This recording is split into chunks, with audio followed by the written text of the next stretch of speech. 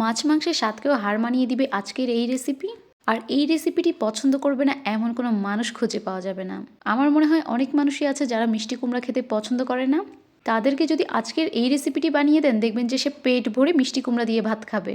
আর ছোট বাচ্চারা যারা খাবার নিয়ে বায়না ধরে, তাদেরকে একবার এটা বানিয়ে দিন, দেখবেন যে খুবই মজা করে খাচ্ছে। আজকে আমি তৈরি করব ডিম দিয়ে মিষ্টি কুমড়োর তরকারি। আর তার জন্য আমি শুরুতেই চুলায় কড়াই বসিয়ে তেল দিয়ে দিয়েছি। এরপর দিয়েছি পেঁয়াজ কুচি দিয়ে আমি পেঁয়াজটা ভালোভাবে নেড়ে চেড়ে নিব।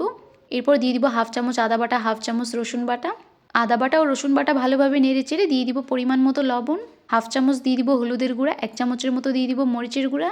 এরপর দিয়ে দিব সামান্য একটু পানি, যাতে মশলাটা পুড়ে না যায়। ভালোভাবে নেড়ে চেড়ে নিয়ে দিয়ে দিব 1 চামচের মতো জিরার গুঁড়া, আরও সাথে দিয়ে দিব 1 চামচের মতো মাংসের মশলা। মশলাটা কষাতে কষাতে আমি এদিকে 2টো ডিম একসাথে ভেজে নিয়েছি। ডিমটা ভাজা হয়ে গেলে আমি এখন এগুলোকে পিস পিস করে নিব।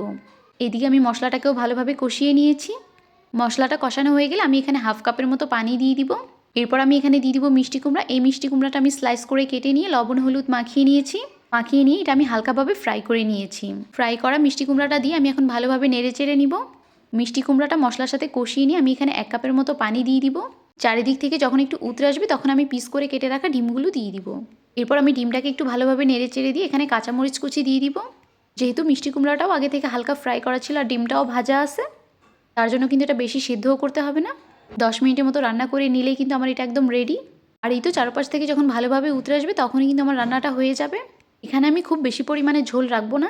এইরকম একটা মাখা মাখা পর্যায়ে আসলে আমি চুলাটা বন্ধ করে দিব। মিষ্টি কুমড়ো দিয়ে ডিমের এই রান্নাটা কিন্তু আমার একদমই রেডি। তোমরা যারা আগে এইভাবে কখনো ট্রাই করে দেখোনি, তারা বাসায় এইভাবে একবার হলেও ট্রাই করে দেখবে। আর খেতে কেমন লাগলো সেটা অবশ্যই কমেন্ট করে জানাবে। সবাইকে আসসালামু আলাইকুম।